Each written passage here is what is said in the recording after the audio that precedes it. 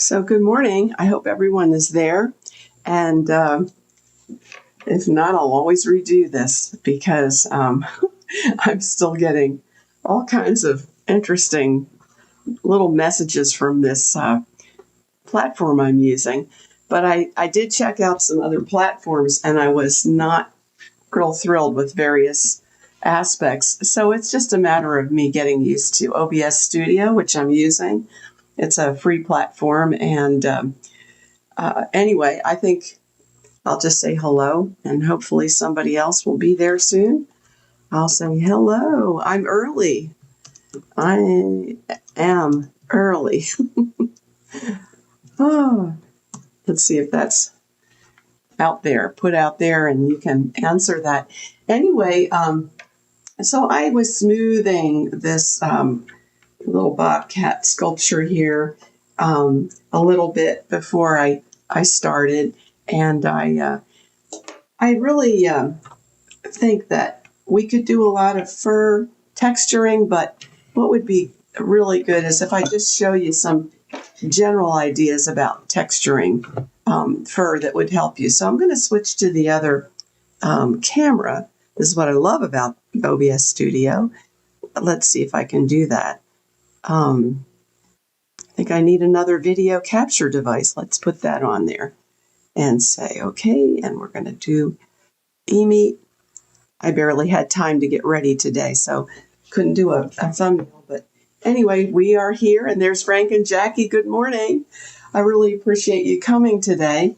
So I'm going to show you a new kind of interesting idea, and we're going to be concluding the Bobcat this weekend. We'll also work on the paws this morning. So the first idea, and I have my clay heating up here, is using the heat gun on really hard clay like this. Like I get up in the morning and the clay is, Cindy, good morning.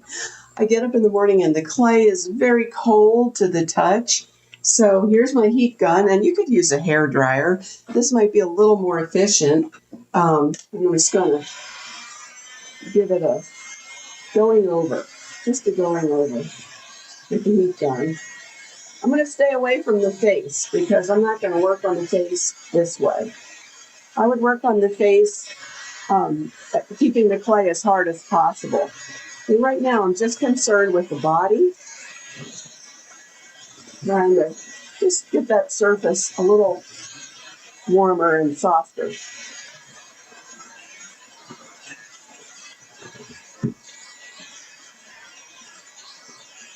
The heat gun works really fast, which is what I like.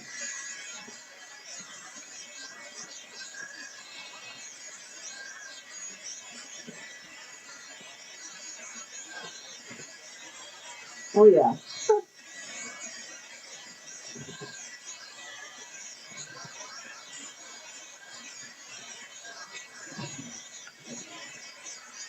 And then I'll show you what I'm going to be doing with this. Hi, Jan. Good morning.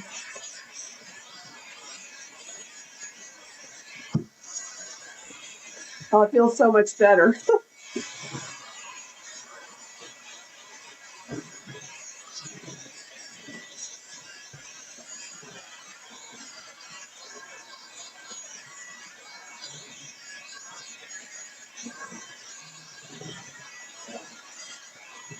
All right, so now that's much softer, and I'll just switch views for a minute and see if I can show you. So over here, I just put my heat gun down on a tile just to be safe. So there it is. So I'll switch views again. And okay, so now this is so much easier to work with. And what I was going to show you, and let's see if my clay is hot yet. It's getting there, but that's okay. I can come back and use that. I'm going to be trying to do the fur in a way that we don't have to detail every piece of fur. And so the idea is you can smooth out first with the riffler, kind of like what I described the other day. I used this riffler with these little fine teeth, and I smoothed it all out. And then once it's smoothed out, you want it kind of warm enough. And what you're going to do is look at your fur direction. So now I've got the direction of the fur. I'm not going to detail every little piece of fur on this, but there are little tough areas like on the hip area. And so what we would do is just, I'm going to try to follow that a little more. We'll get to the paws too before this session's out. I just wanted to show you this idea. So I can see like there's levels to the fur. So I have a level here, I have a level here, I have a level there. And I'm just going to hold it as I work and just get those levels of fur carved out like that first. No detail yet, no detail. And then there's another level up here. Now, if you want, and you feel like, oh, I can't really see those levels, make sure you can take your, you can draw all over your PDF because you can print another one out. But see how everything is still being measured. So then I might see some levels of fur. Let's see where else. Let me bring my light here. There's definitely a level of fur that I didn't capture before, right in here. Levels of fur. I guess that's the best way to describe it. And don't go too deeply, but you can see that was definitely an area where there was a change in elevation. I guess that's another way to say it. And you just, find those different levels of fur. And then once you do that, now you're going to take your hand. This is why you wanted to soften it. And you're just going to kind of go in the direction, use your thumb or any finger, I suppose, and just kind of smooth that in a way that makes sense. Now you can see, like that. A level of fur. You can use your riffler tool at first if you want to, but then that creates a fur texture. And let me see if I can do it on this side. I don't want to collapse that level. That's a mistake right there. You want to keep your levels, but now kind of go back and forth with your finger or thumb, and you have created that illusion. It's not fur, it's clay. So we're creating illusions. And let me get this rigid marking out. It's amazing what you can do with just using your hands. And then if you want to go back and you want to do it with a tool, you can. But one of the interesting things about the fur of the bobcat, and I could have shown you this on the raccoon too. Y'all see how that creates that illusion? And see, I'm using the side of my thumb, and I'm actually creating little marks that look maybe like a fur texture, and then just smoothing that. But you can go in the direction that this shows. So now I'm going to go down here, like you can't really see it as well. I'll move where I can kind of come down and just, you're using your fingers. You can still come back and cut with your tool, but this is a nice way. And by the way, the clay is soft enough just with that little bit of heat gun application. And I can see it's kind of, now like down here, I'm going to cut into some levels here. So let's try that. Hi, Al, good morning. I have to look this way and then look that way.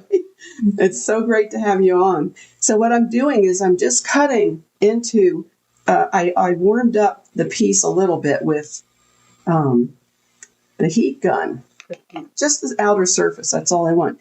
And then I use the tool to create the levels of fur, the big ones, not every little fur piece. We're going to do the big ones. And then you can see, well, I hope you can see how what it does is it's subtle, which is good because the fur of the bobcat is very, very soft, and it's not like a textury fur.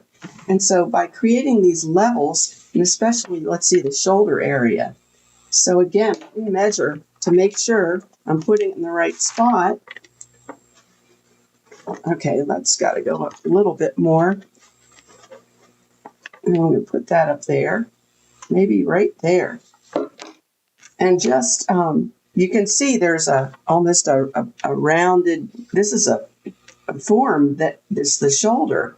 And I can give a little bit more dimension to that. And I'll cut in with my tool like that. And then up here, I see that it kind of comes down a little bit. I keep looking at my picture and then switching. And so that's good. And then once I have that cleared out, you could go over it with the riffler and smooth where you want. If your fur is a little soft, you might want to just go right to using your hands. See how that creates an illusion of fur just by itself. So you're not overdoing it, and you're putting it where you're seeing it here. In fact, I'm going to give this a little bit more of a cut in here. And also when you're doing fur, don't do regular shape, like for example, regular steps. You want to have a varied, let's see, Al's asking, how do you choose which textures to emphasize? Okay, good question. Because when you look at your picture, see the darker shadows, those are the shapes. And then you want to check, you go, okay, well, I can't tell how deep that goes in. There's another one to check. But how do you tell how deep that goes in? Sometimes you're going to have to resort to looking at your videos to kind of determine how deep that goes in. But these views that I've given you, like, okay, in the front, you can see there's not a lot of, by looking at that front view, let me turn it, wait. It's not real fat in the front view, which means, oops, there we go. This isn't coming out very far here. And, you take your front view and you're going to continually emphasize just the areas that, and this had a turned neck, which pushed this fur out on the one side. And I tried to capture that. But it's, there's still a ways to go. So I wanted to show you that idea.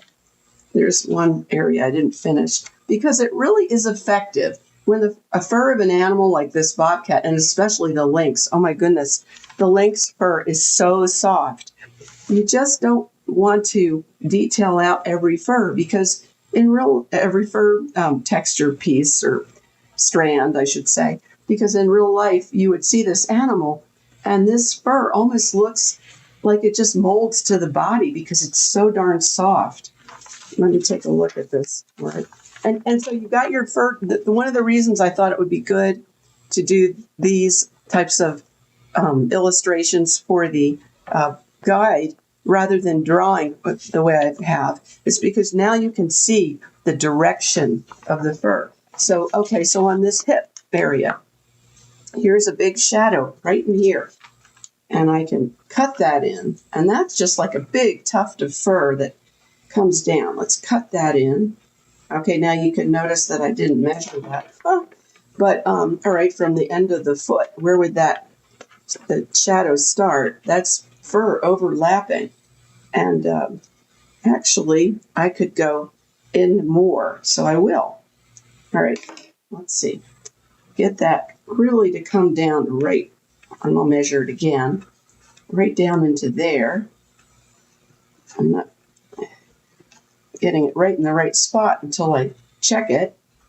And again, there's like another shadow here where it kind of comes up and over. And that, I pretty much have that where it should go. So we'll go in there, cut that down like a ledge. You're kind of cutting like a ledge. I don't know if you can see what I have done. I've kind of made a mess here with all the clay, which I tell everybody else to clean up all the time. As you get really working, like sometimes you're like, oh my gosh, I forgot about cleaning up, and you've got this big pile of clay pieces everywhere. But now that's pretty hard right now. Let me cut a little bit more in here.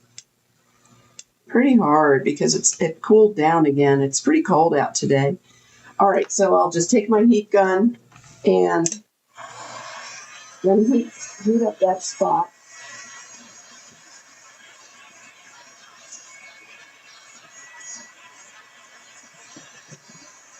I want you to be able to see it. Sorry about that.